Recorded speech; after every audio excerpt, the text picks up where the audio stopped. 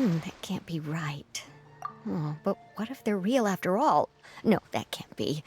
But what if there's a chance? Greetings, miss. Is there something that's bothering you? Oh, no, it's nothing. I'm Della Roche, the representative of the Fontaine Fishing Association. How can I help you? Oh, so you're adventurers. Oh, finally, someone has heard my prayers. Paimon could tell you were really bothered by something. Don't worry, you've got 2 super experienced adventurers right here. We'll take care of anything and everything for you as long as you pay us a little bit of mora. Oh, you are exactly the helpers I need. See, the problem is that the fish around a fishing spot at Irenaeus have just all up and vanished recently. They disappeared too quickly for it to have been the work of human anglers. As the representative of the Fishing Association, I had planned to go and investigate the area right away.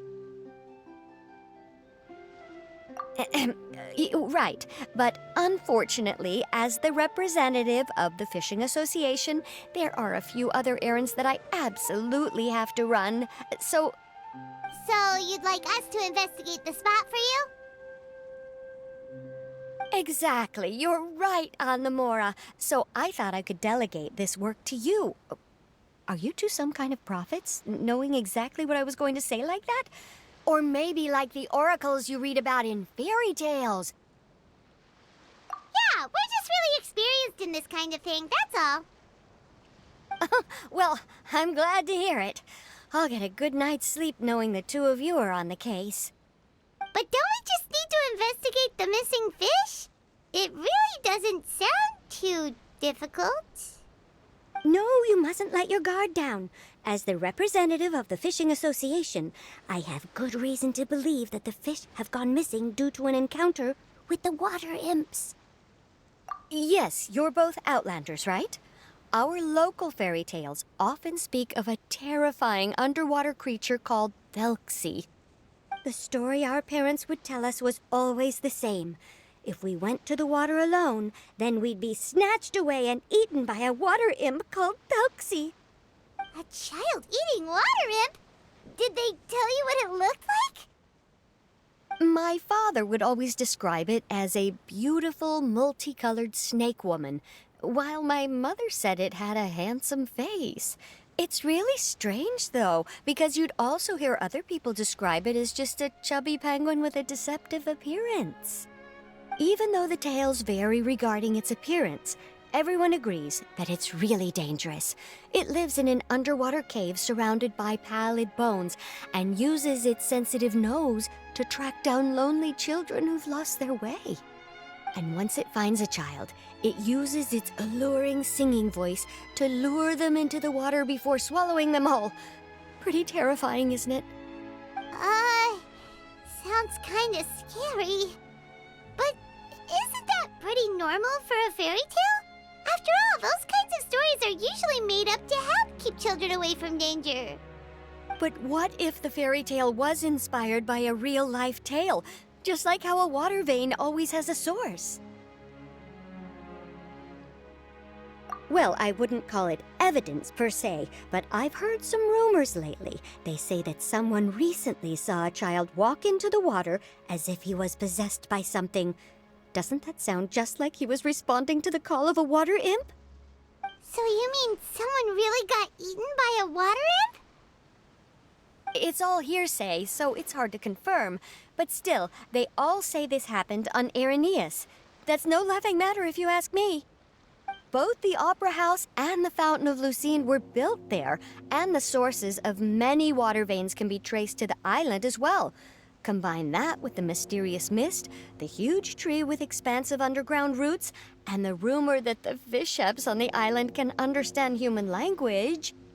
Is it really so shocking that an island so shrouded in mystery could harbor a terrifying water imp as well? Why does Paimon feel like you're pulling our leg? You're just piling on the rumors now. Still, if someone's really been hurt, then we can't just ignore the situation, right, Traveler? Oh, marvelous. Then I'll just mark the stretch of water on your map. Don't forget that no matter what, Safety always comes first.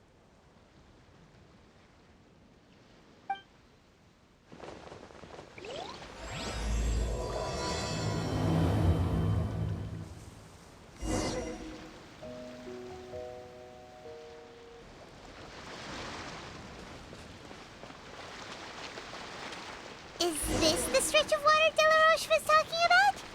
It looks really peaceful. Huh? Look, there's some footprints over there.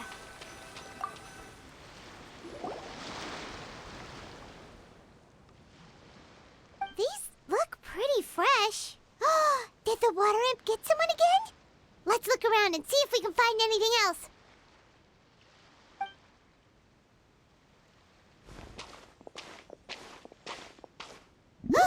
Wait! Did you hear something just now?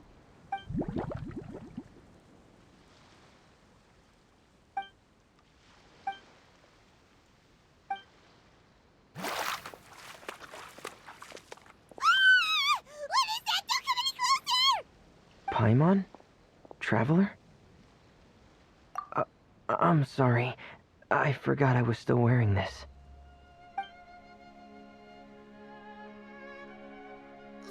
Freminet!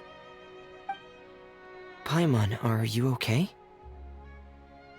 Paimon nearly mistook you for a water imp. Thank goodness it was just you wearing your helmet. Huh? A water imp?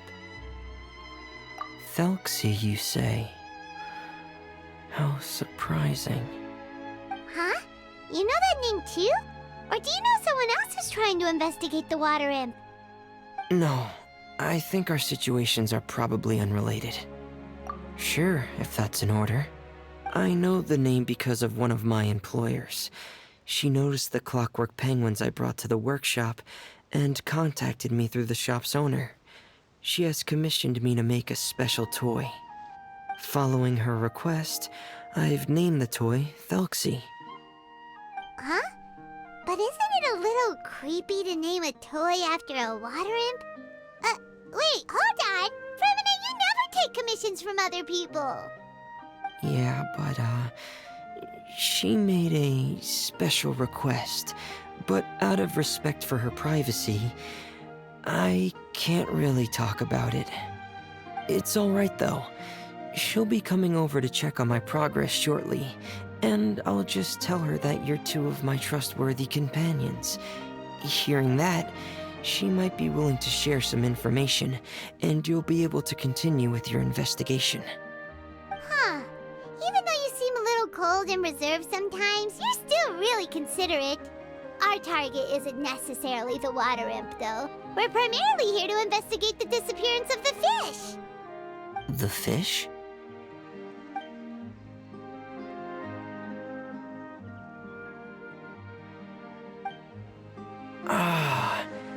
I think I may have connected the dots.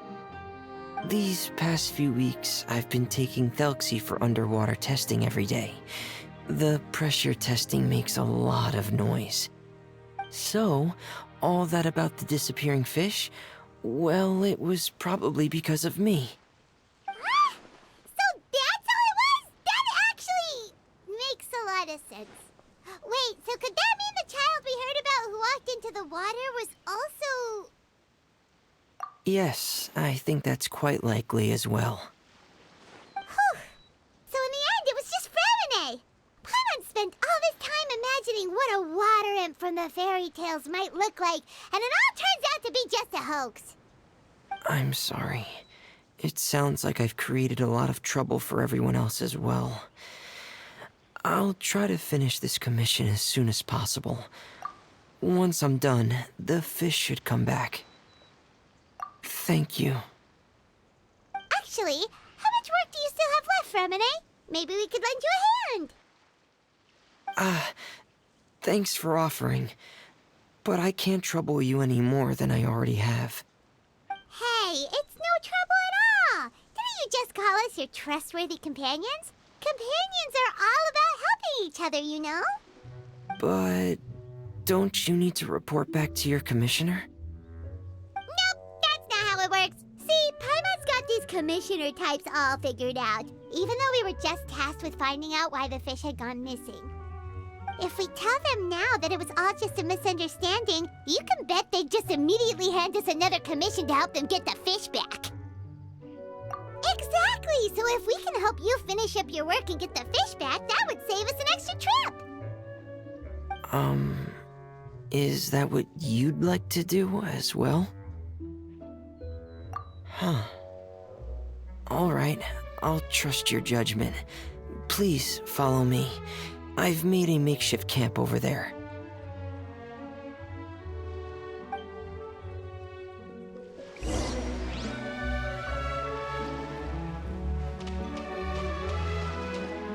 I've stored Thelxie in the tent. He can respond to some simple verbal commands. You can try calling his name and see if he'll come over. Whoa, sounds pretty advanced. Let Paimon give it a try. Hey, Thelxie! Are you there?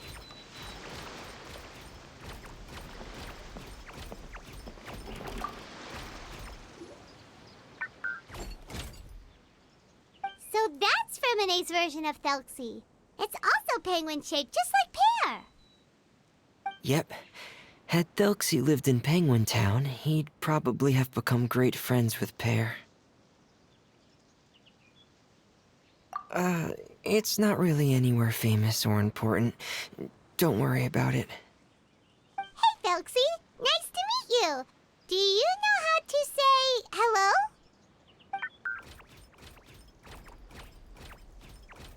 I wanted to install a language output module, but due to time constraints, I had to give up on the idea. As it stands, Thelxie can only output messages that were pre-written into its motherboard. I haven't given him the ability to convert those messages into discernible words, so he can't really talk to us just yet. No need to get so technical. So basically, you want us to help you complete and install this language module, right? No, there's no need. That wasn't one of my employer's requests. It was just something I wanted to try. I have 2 other things I'd like your help with. The first is to do some integration testing on Thelxie's motherboard, to make sure he will be able to function properly in most situations. That doesn't sound too hard. And what's the other thing? The other shouldn't take too long either. You'll need to find Thelxie some colorful shells and coral, so I can craft a weapon for him. A weapon? Will Thelxie have to fight? Mm-hmm. Thelxie will need to be able to charge forward with a weapon in hand, like that brave prince of legend. It's a part of my employer's request. What an imaginative employer! Naming Thelxie after a water imp, but wanting him to look like a prince? Well, regardless of his role or species, Thelxie's purpose is the same. Just like Pear, he has come to this world to serve as somebody's companion.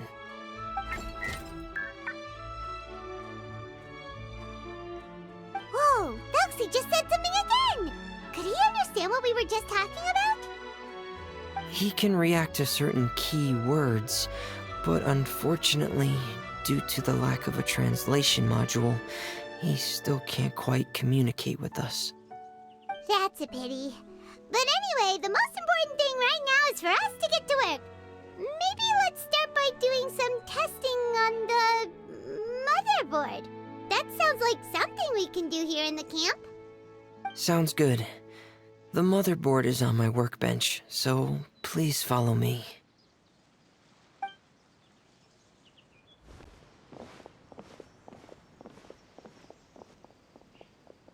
Ah, here we go. I have this testing manual, so feel free to reference it if you get stuck. Want to give it a try? It's okay if you don't succeed immediately. I've got a lot of backup boards just in case. Okay, knowing you, I'm sure you'll be able to figure it out.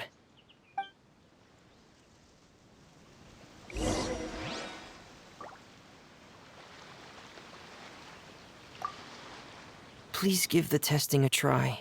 The motherboard's on the table there.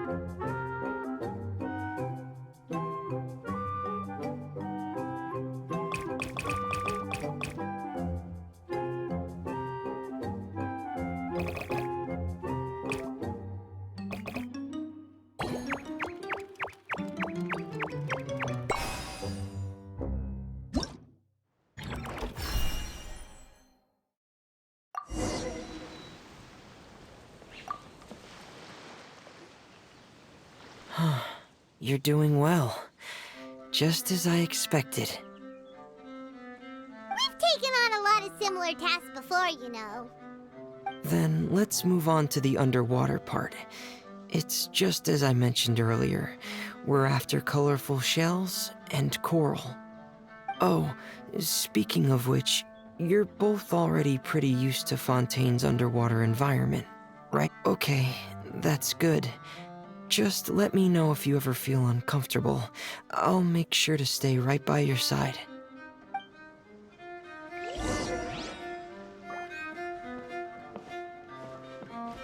We're there. We'll be able to find something that'll help us with our search. This is it. We call this thing an echoing conch. It can detect special reflection waves in the water to help us with all kinds of underwater exploration and excavation efforts. Here, try it. Did you notice any interesting places? The echoing conch should have detected some just now. Let's go check them out.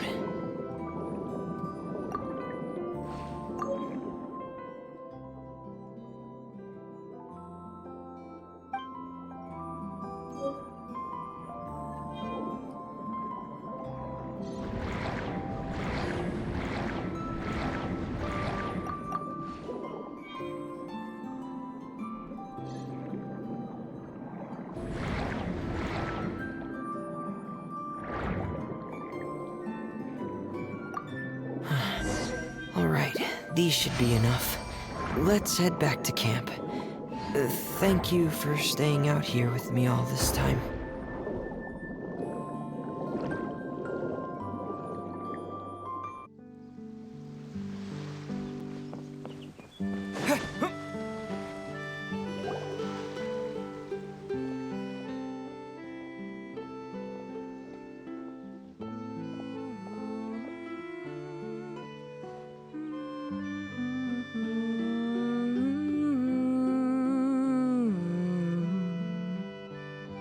Freminet, you're back. I thought you might have been out diving. I'm sorry, Madame d'Estray. I must have kept you waiting. I can report, though, that the construction of Thelxie is going quite smoothly. There's no rush. I'm your employer, not your supervisor. And these two are... Oh, they're two of my trustworthy companions. They're here to help me work on Thelxie. Yes, I see. I suppose it's only natural for someone responsible like you to have some reliable friends. It's really nice to meet you, Madame d'Estray. Are you Freminet's employer? Paimon is Paimon, and this is the Traveler. Greetings, my new friends. Just call me Zuria. You are both so adorable. The sight of you reminds me of little fairies under a cottage roof. Oh, do you really think so? Of course. If my child had friends like you, then perhaps he wouldn't have become so obsessed with the tales of water imps. And I wouldn't have had to trouble Freminet here with this commission. Obsessed with the tales of water imps? Ah, so you don't know anything about my request yet? I would have thought Freminet had explained it to you already. Well, Freminet told us that it was a private matter, so he didn't want to just share it willy-nilly. I see. So Monsieur Freminet is even more discreet than I had thought. As you are assisting him with the project, I believe it'll be beneficial for you to learn more about its vision and history. But it would be quite impolite of me to simply pile all of my troubles on you without your permission. So, would you like to listen to my story? Sure, you can tell us anything. You've already said nice things about us, so we'll try our best to help you get through your troubles. Ah, what a lovely little fairy. Then let me think of a way to put my situation into words. I'm sure you're already familiar with the tale of the water imps, right?